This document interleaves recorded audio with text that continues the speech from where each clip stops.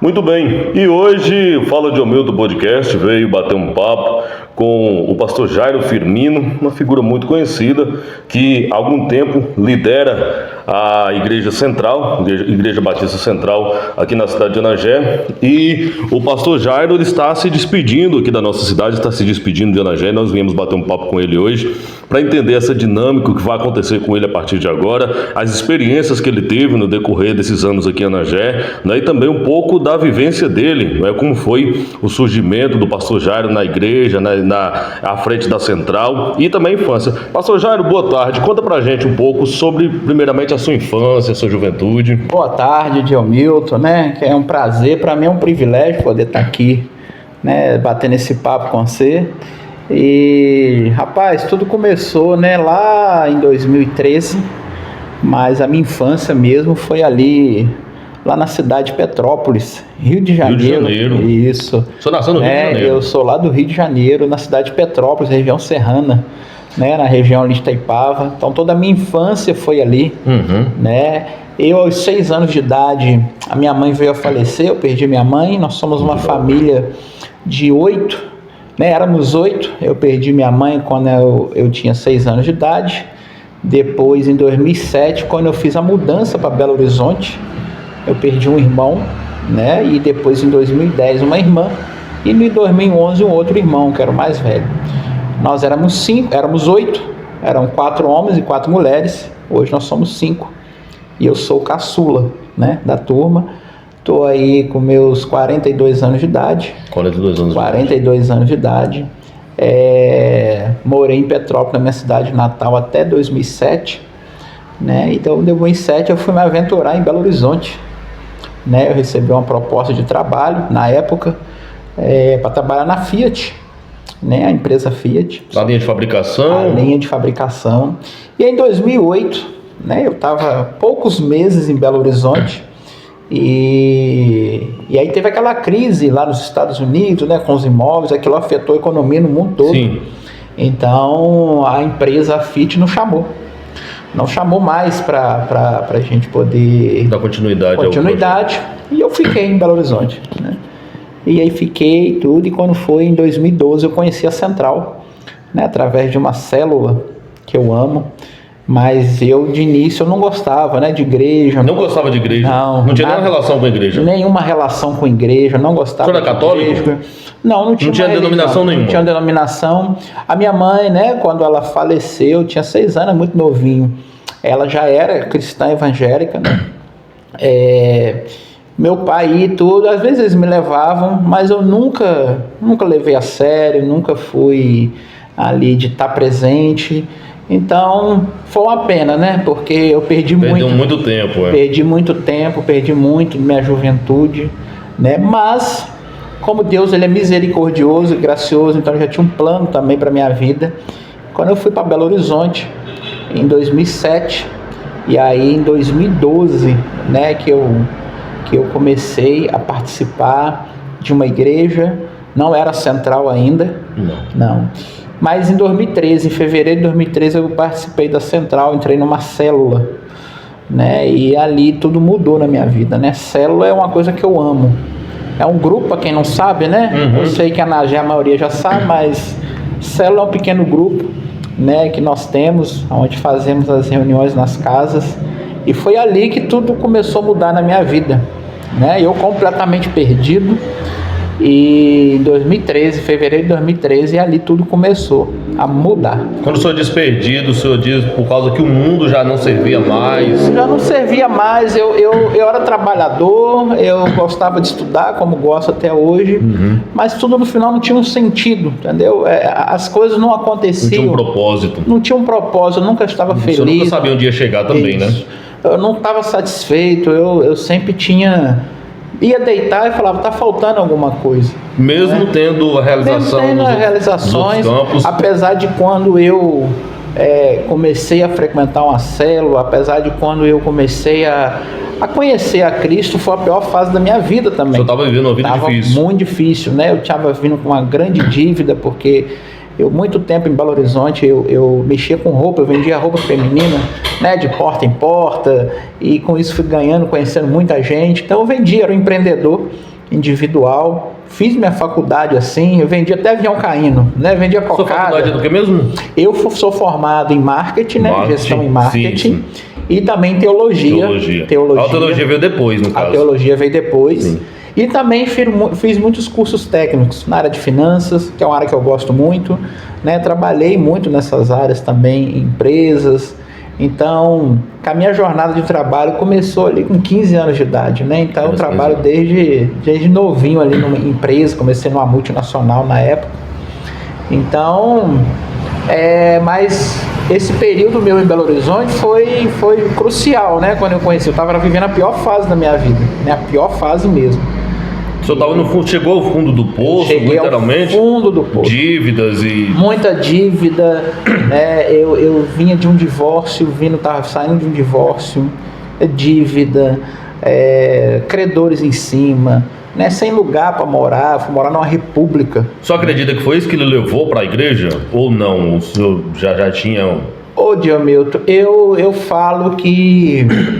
A palavra de Deus fala, né, que Jesus, ele fala lá em João 15 que ele atrai as pessoas para o Pai, né, que ele que atrai. Porque nós mesmos, seres humanos, é o que eu acredito também, a gente não tem essa capacidade assim, eu vou buscar a Deus. Sim. Né? Eu busquei porque eu estava vivendo a pior fase. Então, o senhor acredita que Deus, talvez ele permitiu que uma determinada situação lhe acontecesse para que o senhor lembrasse que ele estava lá. Que ele existia, né? Porque não são todos os casos, né? Eu não posso aqui generalizar. Muitas pessoas caminham com Jesus no amor, mas muitos como início, muitos como eu, né, foi pela dor. Porque se a minha vida tivesse boa, eu não ia procurar. Não. Né? E o senhor começou a participar da célula. E qual foi o momento que o senhor se viu numa situação de que eu quero buscar uma liderança, eu sei que eu posso alcançar mais vidas? A nossa igreja, né, a filosofia dela, a estratégia, ela já te desafia isso, porque você está num pequeno grupo, numa célula. Então, a nossa igreja, ela já te ensina a gente vê a compaixão, né? Quando Jesus, lá em Mateus 28, ele fala assim, eu lhes dei autoridade para fazerem discípulos, né? Ele fala, eu te dei toda a autoridade, vão e façam discípulos, em nome do Pai, do Filho e do Espírito Santo, e ensinando eles a obedecerem, né, a minha palavra, e eu estarei com vocês até o fim dos tempos. Ou seja, Jesus, ele dá uma ordenança para todo cristão, não é um pastor, não é um missionário, todo cristão. De quê? Que nós precisamos ganhar as pessoas para Jesus, né? O senhor viu, assim, teve algum líder, um pastor, algum obreiro, qualquer pessoa que lhe inspirou a buscar mais conhecimento, a tentar buscar esse caminho que hoje o senhor segue? Eu tenho aqui, né, 3 pastores, né, que são fundamentais na minha vida. O primeiro deles, né, é o pastor Iná, que é um pastor de Belo Horizonte, Iná Brandão. É um pastor que me acompanha desde quando eu cheguei na igreja, né? Então sabe toda a minha história, todo o histórico, e me acompanha até hoje, né? Além de pastor, se tornou um grande amigo, né? E a esposa dele, a pastora Thaís também. Então é um casal que eu tenho muita gratidão porque me acompanharam. Ele acredita mais em mim do que eu mesmo, né? O nosso pastor presidente, que é o pastor Paulo Mazzoni, que é uma pessoa que me inspira todos os dias, porque ele tem uma visão, né, uma pessoa que começou do zero e hoje, né, é um pastor de uma grande igreja, de uma grande organização, nos inspira com a garra, com a liderança, com a visão. E um também, né, que foi o que me inspirou muito, e eu trabalhei com ele 3 anos em Belo Horizonte, ele veio a falecer agora em dezembro, que foi o pastor Roberto Botrel, né? Ele também é uma pessoa que me ensinou muito, desafiou muito. Então esses 3 pastores são referências para mim, né? Fizeram parte da sua história mesmo. Fizeram parte da história mesmo. E em que momento, que ano, em que momento da sua vida o senhor começou a dar os primeiros passos no caminho de se tornar pastor? Olha, Diomilton, eu na realidade eu nunca quis ser pastor, nunca quis ser missionário, nada disso. A única coisa que eu queria quando eu entrei, né, para a igreja é que Jesus resolvesse só a minha vida, que eu quitasse minhas dívidas, né, que eu acertasse minhas contas, que eu tivesse uma família legal. Era isso só que eu queria. Porém, eu fui vendo o amor de Jesus pela minha vida, o que ele foi fazendo comigo, e eu falo, não, eu preciso apresentar também esse Jesus para as pessoas, porque aí fora tem muitas pessoas como o Jairo era, né? Uma pessoa perdida, desorientada. E que pode terminar a vida dessa forma. Exatamente. Então, eu comecei, isso já começou a me incomodar. Eu falei, poxa, se ele está me dando isso tudo, por que eu vou guardar para mim? Eu tenho que retribuir com as pessoas, eu tenho que levar isso para as pessoas. Então, assim que eu conheci Jesus, lá em fevereiro de 2013, né, que foi mesmo um choque, porque em 2012 eu estava ali, mas já viu quando você vai, mas ainda não... Vai, não vai, isso, fica no meio termo. Mas em 2013, na célula, né, eu amo célula por causa disso, foi dentro de uma casa, né? Então, ali eu comecei a ter a caminhada, tive um verdadeiro encontro com Jesus, e aquilo foi me despertando. Eu falei, uau, eu posso, eu tenho condições de pregar o evangelho com umas 10 pessoas numa casa, com as 5 pessoas. Então isso já veio dentro de mim esse desafio, e eu gosto, né? E só que aí Deus, ele fala, né, quando você é fiel no pouco, ele te coloca no muito, que daqui a pouco esse muito se torna pouco. Então eu comecei ali com 5, 6 pessoas numa célula, isso em 2014. Em 2015 eu já comecei a estar liderando líderes de célula e mais a minha célula, ou seja, eu já me tornei um supervisor. O que é um supervisor? Por exemplo, é quando você vai formando vários líderes e esses líderes começam a liderar células também, e aí eu vou cuidando deles e nós juntos vamos cuidando de uma rede de 50, 60, 70 pessoas. Entendi. Então, a partir desse momento, o senhor começou ali na célula, nas casas e tudo. Houve um convite por parte da igreja ou o senhor buscou conversar com líderes ali da própria igreja para alcançar o... Não, a única coisa nós somos, desde quando nós somos cristãos, né? E a nossa filosofia da nossa igreja é essa, que todo mundo pode ser um líder, né? E muitas pessoas acham que um líder tem que ser um missionário, que tem que ir para outro país, ir para outra cidade. Não, é um líder na sua casa, é um líder no seu bairro, né? Seus colegas, seus amigos ali, de você apresentar Jesus para eles, cuidar deles, né? Isso é primordial. Então foi com essa intenção, né, de querer ajudar. E qual foi a sua primeira experiência com o púlpito mesmo, de chegar no púlpito e liderar um culto? Foi em que ano que isso aconteceu? E qual igreja eu sei que foi a Igreja Batista Central, mas qual foi? Foi em Belo Horizonte mesmo ou foi em outra cidade? A primeira vez que eu preguei, eu me lembro até hoje, foi numa igreja em Belo Horizonte que eu tinha sido convidado. Eu era um supervisor de célula da Central. Nós temos um projeto que se chama DNA. O que é isso? O DNA é um projeto que a gente ajuda as outras igrejas de várias denominações não só a Central, não só a Batista, Assembleia, né, congregação, essa gente, a Quadrangular, né? Então várias igrejas que a gente ajuda a também plantar esse modelo nosso de célula, né? De igreja nas casas. Hoje existe essa mobilização de células em outras igrejas? Existe. Hoje no Brasil nós temos um grupo, hoje nós temos um movimento no Brasil de DNA que são, todo o estado do Brasil nós temos várias redes de algum pastor que aderiu e está ajudando a cidade, né? Porque o nosso pensamento, Adilmilton, nunca foi assim, a Central vai ganhar o Brasil ou vai ganhar a Nagé para Jesus. Deus. Quem ganha, né, Cristo, mas o nosso pensamento é de reino. Então uma vida que é ganha numa outra igreja é uma vida por reino e nós nos alegramos com isso. A gente não tem esse negócio de competição, né? Porque está na igreja X, Y, não. Nós sempre tivemos pensamento de reino. Então por isso que nós ajudamos várias e muitas, mas são milhares de igrejas no Brasil e fora do Brasil também, né? A gente tem um grupo muito forte. Então a gente ajuda a também eles fazerem o mesmo trabalho que a gente faz. Pastor Jairo, a partir daí o senhor passou quanto tempo em Belo Horizonte? Quanto tempo o senhor ficou na obra em Belo Horizonte até se encaminhar? Não sei se a Nagé foi a sua segunda cidade ou terceira ou quarta, mas quanto tempo o senhor passou lá?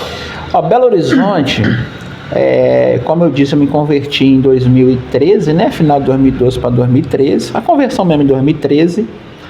E em 2016 vim para Nagé. Já em 2016. 3 anos depois, né? Eu cheguei em Anagé no dia 3 de outubro de 2016. Então estaremos completando 8 anos. 8 anos. Eu vim para ajudar o pastor que estava na época local. Era auxiliar do pastor. Isso. Eu vim como missionário para ajudar, né, a equipe, ajudar a comunidade. E aqui que eu construí minha família, né? Então, um mês depois conheci minha esposa, né, na cidade assim, de Almenara. Com pouco tempo, com 11 anos, a gente está falando de 11 anos Isso. praticamente que o senhor se converteu. Então, o senhor assumiu a obra lá, com pouco tempo o senhor veio para cá auxiliar o pastor. Isso. Então, quase toda a sua história dentro da igreja é Anagé. É Anagé. Anagé foi o meu primeiro ministério mesmo, né, como igreja, pastor de igreja. Então, o outro líder, né, ele foi embora no final de 2017, início de 2018. E aí eu e minha esposa recebemos esse desafio, né, de pastorear a igreja. Nós aceitamos, acabamos de ter vindo de uma lua de mel, né, eu conheci ela em novembro de 2016, casamos em novembro de 2017, aqui em Anagé. Né, a igreja nos acolheu aqui, né, o pessoal ajudou demais, eu me lembro na época. E quando foi em dezembro, um mês depois, recebemos o desafio de pastorear a igreja. Então nós topamos o desafio, né? A minha esposa, se não fosse ela, né? Ela é fantástica. Se eu ia perguntar a questão eu não vou dizer a liderança da igreja, sim, porque naturalmente o senhor, por ser pastor, assume todas as responsabilidades, mas a sua esposa, ela também tem um papel fundamental, não só na sua vida, como na vida da própria igreja. Fundamental, né? Porque a mulher, ela tem essa função de ser a companheira, auxiliadora, ajudadora. E a mulher, eu falo que ela tem uma visão melhor que a do homem, né? Sim. Ela percebe as coisas, então ela foi fundamental. Às vezes nós homens, né, tá no destaque, mas a mulher é 70% do nosso ministério. Né? É um grande homem, ele só se constrói se tiver uma mulher muito forte por trás dele para poder ser o alicerce dele. Então ela é muito guerreira, porque além nós temos 2 filhos, né? O Davi com 10 anos, o Gabriel com 5 anos. Gabriel nasceu aqui. Isso. Gabriel nasceu aqui, né? Em Anagé foi Vitória da Conquista, mas sim, ele é daqui. Então Anagé, nós podemos dizer que Anagé tem digamos assim, um destaque, um papel muito importante na sua vida. Muito importante na minha vida. E o senhor tem muita amizade aqui, porque a gente quase não conseguiu conversar por causa desse processo de mudança que o senhor vai ter, que a gente vai falar daqui a pouco. E o senhor sempre estava em algum compromisso, foi visitar a tal família, foi conversar com tal família, foi se despedir. O senhor tem muitas pessoas aqui que são realmente ligadas à sua família, inclusive. Sim, a Anagé, esses dias eu estou num misto de sentimento, né? Nós estamos indo embora daqui a 2 semanas e recebo mensagem, né? Um misto de sentimento, porque aqui eu estava falando com a minha esposa, nós construímos tudo aqui. A minha vida, tudo aconteceu em Anagé, né? Então em Anagé que eu construí minha família, em Anagé que está o meu primeiro ministério, né? Em Anagé que eu conquistei tantas coisas nessa cidade, né? O respeito, o carinho da população. Qualquer lugar que eu vou em Anagé hoje, eu conheço alguém, né? Então isso, Anagé, ela é fundamental, tá pro resto da vida, na minha vida, né?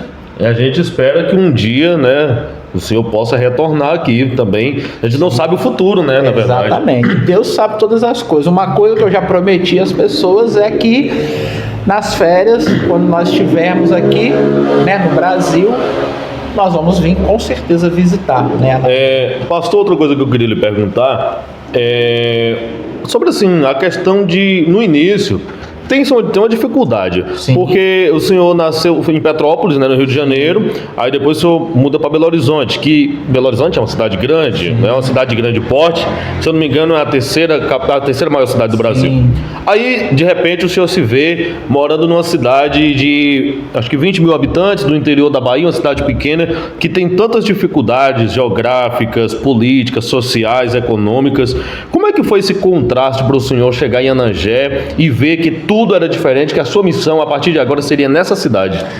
Diomilton, todo mundo sabe, né? As pessoas que são da igreja conhecem, sabem um pouco dessa minha história. Quando eu vim a Anagé para visitar, eu não queria de jeito nenhum, né? Eu imaginei. Porque eu em Belo Horizonte, eu morava no centro de Belo Horizonte, eu morava... Acesso a tudo, né? 3 quarteirões da Praça da Liberdade, que é um cartão postal da cidade, né? Fazia tudo a pé, aquele movimento, tudo perto. Mas, quando eu vim, eu conversei muito com Deus, né? Falei, Deus, eu não quero vir para Nagé, né? Poxa, eu moro na capital, cheguei aqui, né? Tudo mais silencioso, aquela coisa toda. Mas eu fiz uma oração sincera, eu me lembro até hoje, isso foi em julho de 2016. Sim. Quando nós viemos no Impacto, você deve conhecer, a cidade conhece, né? Que os amarelinhos vêm, eu vim para conhecer.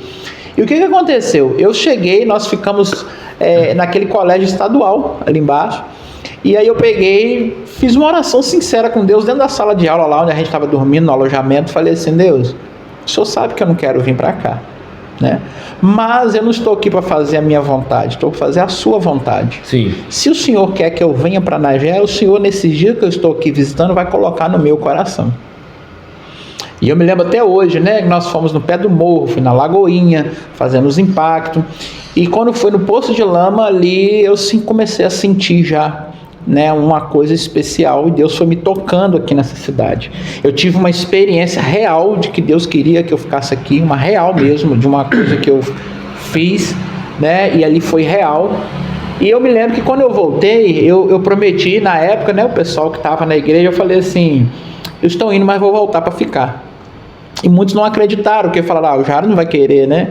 Mas foi muito de Deus, né? Ele colocou no meu coração um amor que eu tenho por essa cidade, né? O carinho especial que eu tenho por essa cidade, uma cidade que me acolheu minha família, né? Uma cidade que ela é maravilhosa, apesar de ter tantos desafios, né? Muitos desafios, a gente sabe disso, mas nesses 8 anos que eu estou aqui, ela já desenvolveu bastante também, né? A gente vê a graça de Deus. Quando eu cheguei, muitas coisas que hoje tem não tinha nessa cidade. É verdade, né? Verdade. Então desenvolveu bastante. Então a gente também fica feliz com isso, né? Agora, dando continuidade aqui, pastor, a gente já falou sobre um pouco da sua história aqui em Anagé, né? Como o senhor chegou para cá, enfim. E agora, quase 8 anos depois de chegar em Anagé, agora o senhor se vê em outro grande desafio, que esse talvez não, com certeza vai ser o maior desafio da sua vida, que é não só deixar a sua cidade natal, não só deixar a cidade com a qual o senhor construiu uma história, mas sair do país, deixar o Brasil. O senhor vai para Angola, né? Agora estou indo para Angola. Para Angola. E assim, o contraste, quando eu nunca fui, mas a gente vê a dificuldade. A gente vê que as barreiras que tem nos países africanos não são só as barreiras econômicas e políticas, mas também as barreiras religiosas, as dificuldades de ser um líder religioso naquele lugar. Hoje tem grandes líderes que moram nos países africanos, mas a gente sempre vê represálias, crimes acontecendo com lideranças religiosas. Então, assim, vai ser um processo que o senhor vai ter o auxílio de Deus, mas é um processo muito dificultoso. Fala pra gente como é que o senhor recebeu essa notícia de que iria para Angola, como o senhor está lidando com isso e qual a sua expectativa a partir de agora para conviver em um ambiente totalmente diferente. Bem, Diomedes, essa notícia eu recebi foi de Deus, né? Nós que estamos no campo, muitas pessoas não acreditam, né? Ou acha isso, ou acha aquilo, mas quando a gente busca a Deus, Ele fala com você. Sim. Ou Ele fala de voz audível. Eu nunca tive a experiência de Deus falar comigo de voz audível, mas de sentir Ele falar comigo, dele direcionar, às vezes numa música, às vezes numa leitura, né? Principalmente na leitura da Bíblia. Sim. Ele fala com a gente. E quando eu senti, eu estava começando já a sentir no meio do ano passado que o ciclo meu em Anagé estava acabando, né? Jairo, como é que você sente isso?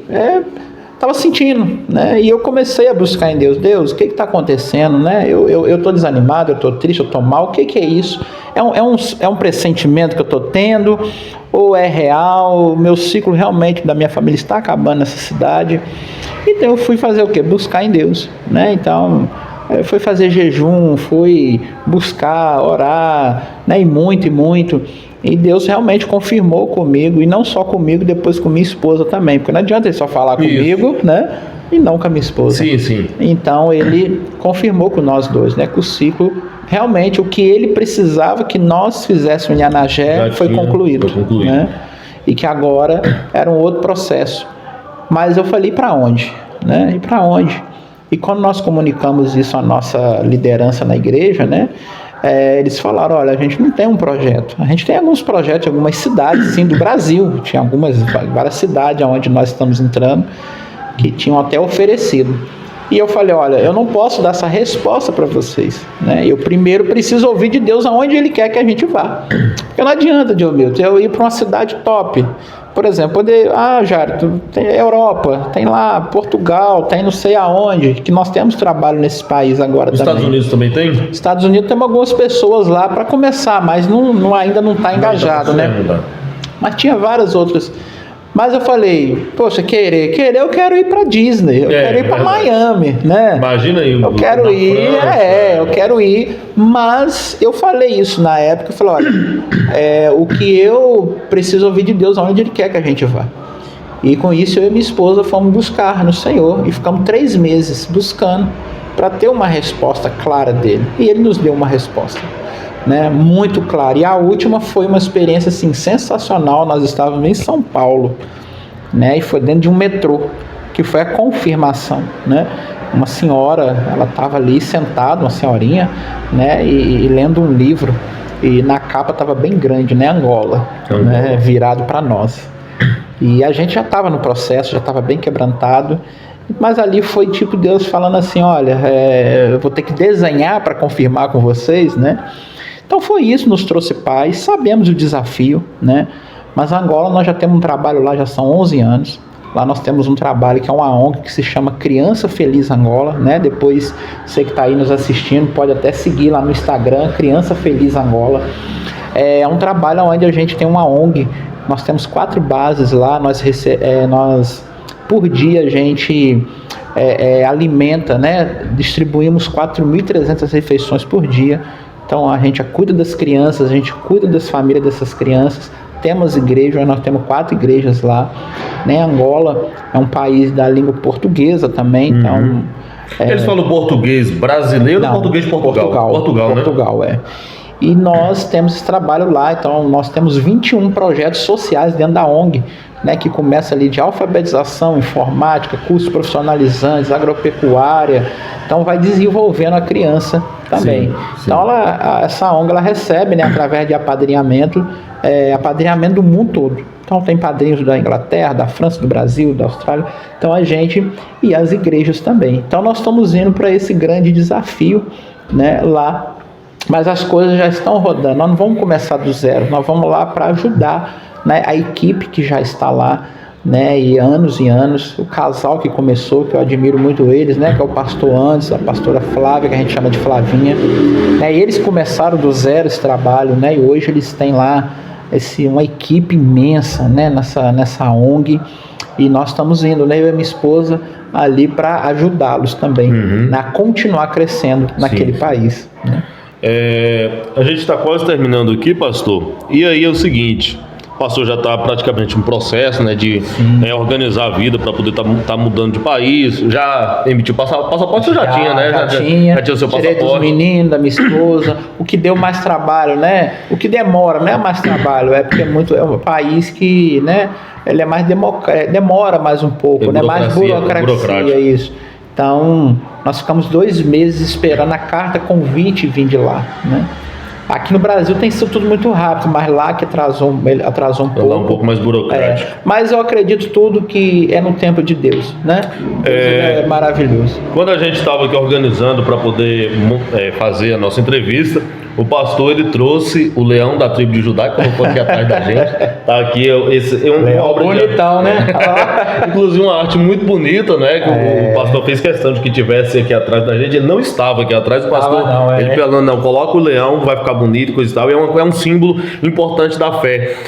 Fala para mim, pastor, o que o leão em si da tribo de Judá tem especial na sua vida e o que representa para o senhor esse tempo que o senhor tem, não só à frente da igreja, né, mas dentro mesmo das células, convivendo com a palavra de Deus, né, qual a importância de tudo que aconteceu nesses últimos 11 anos para o senhor? Esse leão, né, significa, olha a fisionomia dele, né, ele é bonito.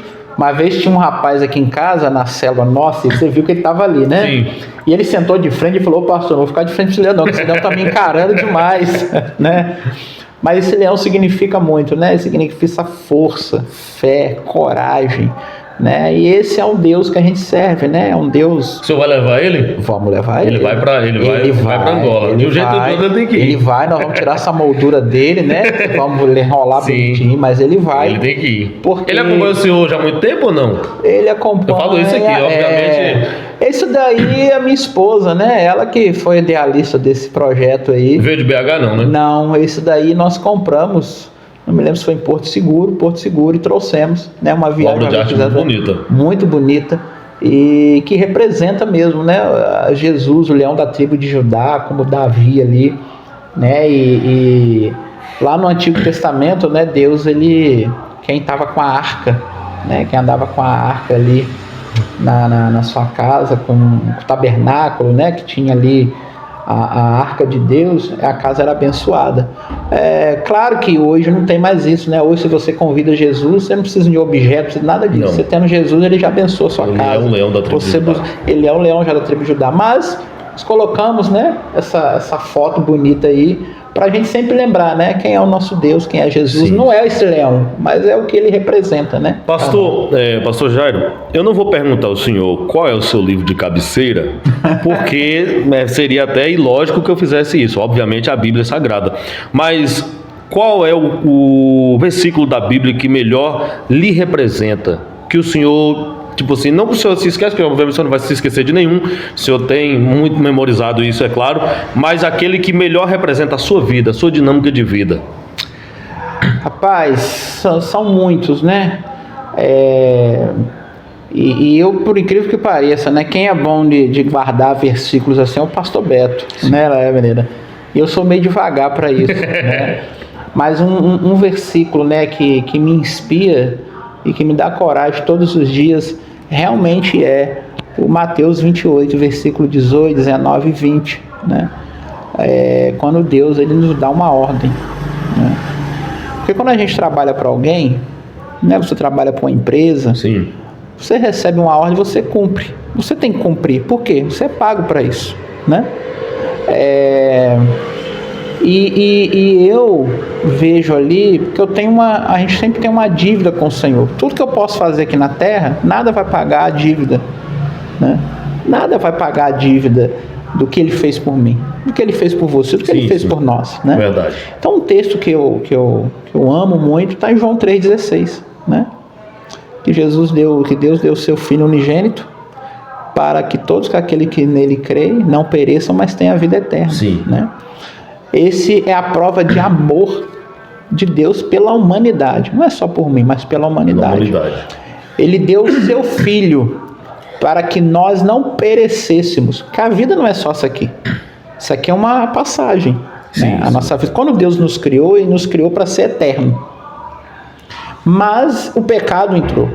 Ou seja, mas aí Deus falou, não, eu não vou bloquear isso. Mas o pecado você não consegue entrar, né, para viver a eternidade. Então essa carne aqui morre, por isso que nós morremos, mas tem uma vida eterna. Do outro lado. Do outro lado. Porém, só vai viver a vida eterna ao lado do Pai quem tem Jesus como seu Senhor e Salvador. Né? Eu não estou falando de religião, não estou falando de placa de igreja, né? Porque religião e placa de igreja não salva ninguém. Quem salva é Jesus Cristo. Sim. Então, se a minha fé em Jesus, né, se eu amo Ele, então eu vou ter essa entrada lá no céu, né? E não só, e Ele permitiu isso para todo mundo. Não é só eu, é todo mundo, né? Todo mundo hoje tem acesso a Deus através de Jesus. E Deus deu o seu Filho. Né? Eu tenho filho. Eu jamais ia dar meu filho para sacrificar por uma pessoa que é mentirosa, que rouba, que estupra, que é falsa. Ninguém faz isso, ninguém. Humanamente falando é impossível. Eu sou humano, eu sou pastor, mas eu sou humano. Nunca que eu ia fazer isso, né, dar meus filhos, mas Deus fez por nós. Né? Então o versículo que eu mais amo é esse. Né? Eu tinha falado de Mateus 28, que é a ordenança, mas João 3,16, né? Que é esse, que Deus, né, deu seu Filho unigênitos, né, para morrer por nós, e todo aquele que nele crê não pereça, mas tenha a vida eterna. Então, em Mateus 28, claro, né, que ele dá uma ordem. Jesus fala, vão e façam discípulos. Ele está dizendo: Jairo, eu morri por você, eu transformei sua vida, agora eu quero que você transmita isso para as outras pessoas. E não é só para mim, que tem um título de pastor, ele que tinha um chamado para eu ser pastor, né? Mas isso é para todo mundo. Para todo mundo. É para todo mundo. Pastor Jairo, para poder concluir aqui a nossa entrevista, e a sua é a primeira entrevista que eu estou fazendo, a gente está começando o projeto naturalmente essa semana. Sim. A gente já tem vários convidados, mas eu fiz questão até que o senhor fosse o primeiro. Sim. Né? Eu queria que o senhor deixasse agora uma mensagem, já que o senhor está de partido, o senhor está indo para Angola, vai para a sua missão. Eu sei que o povo de Anagé ama o senhor, ama a sua família, mas a partir de agora a sua missão é outra, né? Que o senhor já cumpriu o seu papel, já cumpriu a sua missão aqui em Anagé. Eu queria que o senhor ou deixasse um versículo, ou deixasse uma mensagem, ou deixasse os dois, para que as pessoas de Anagé possam entender também esse amor que o senhor sente pela cidade. Sim. Né? E demonstrar, né, o que o senhor deseja para o futuro de Anagé. Ainda mais assim, claro que eu não vou falar de política, nada de política, mas estamos em ano de política, é um ano importante para o município, para todos os municípios. Então, assim, o que o senhor espera para a nossa cidade, independente de quem ganhe, que seja um bom governante, enfim, eu queria que o senhor deixasse uma mensagem. Sim, o que eu quero deixar, Diomilton, para todo mundo de Anagé, é uma mensagem assim, de esperança. Anagé é uma cidade que eu falo que é uma cidade rica, é uma cidade próspera e que ela precisa ser desenvolvida. Mas a palavra de Deus, quando você pega lá no Antigo Testamento, né, onde você pega ali nos livros de Juízes, 1 Reis, 2 Reis, e aí vai seguindo, você vê alguns reis, os reis que governavam ali, Judá, governava Israel, e todas as vezes que vinha um rei ou um juiz para governar uma cidade, quando ele adorava Jesus Cristo, quando ele tinha Deus como seu Senhor, a cidade era próspera, né? Mas quando vinha um rei que não adorava a Deus, que não adorava Jesus Cristo, era uma cidade que ela sucumbia, né? Eu não estou aqui querendo, né, falar para você mudar sua religião, não é nada disso. Mas é dizer que Anagé tem todo o potencial para ser uma cidade assim, muito mais próspera do que ela é, sabe, meu Deus, ele pode acabar com a crise dessa cidade em 1 minuto. Ele pode acabar com a carência que a nossa cidade, Anagé, tem em questão de semanas, né? Ele pode acabar, ele pode fazer isso, mas nós, seres humanos, precisamos buscar isso nele. Nós precisamos entender que a única pessoa que leva a gente ao acesso a Deus é só Jesus Cristo, né? Então, o que eu quero deixar para Anagé é que Anagé realmente se arrependa dos seus pecados, entregue sua vida a Jesus, né? Quando a nação fazia isso, né, Nínive, uma cidade, né? Uma cidade que 120 mil pessoas, Jonas foi lá pregar lá nessa cidade contra a vontade dele, mas o rei ele entendeu que precisava de arrepender, então toda a cidade se arrependeu e houve um avivamento naquela cidade, né? Então o que eu deixo para a população de Anagé eu não estou aqui falando de religião, independente de qual é a sua religião, mas que nós venhamos nos arrepender, né, dos nossos pecados, ser sinceros com Jesus. Que aí nós vamos ver uma cidade próspera em cada área, nós vamos ver jovens na faculdade, né, moças, e uma cidade, emprego na cidade. Então é isso que meu maior desejo para Anagé é esse, né? Nesses 8 anos, o que eu sempre tentei fazer, né, e fui fazendo era isso, de pregar realmente o arrependimento, né? E claro, você ser educado com as pessoas, tudo, mas sempre está ensinando, né? Porque quando a gente se arrepende, Deus ele vem e faz. Ele faz. Sim. Né? Então, gente, estamos aqui agora concluindo, né, nosso podcast, nossa entrevista. Muito simples, né? A gente ainda não tem ainda aquela estrutura gigantesca, câmeras de cinema, mas é um primeiro passo que a gente está dando. Eu acredito que para o futuro a gente vai ter essa condição. Estão chegando apoiadores aí, graças a Deus, né?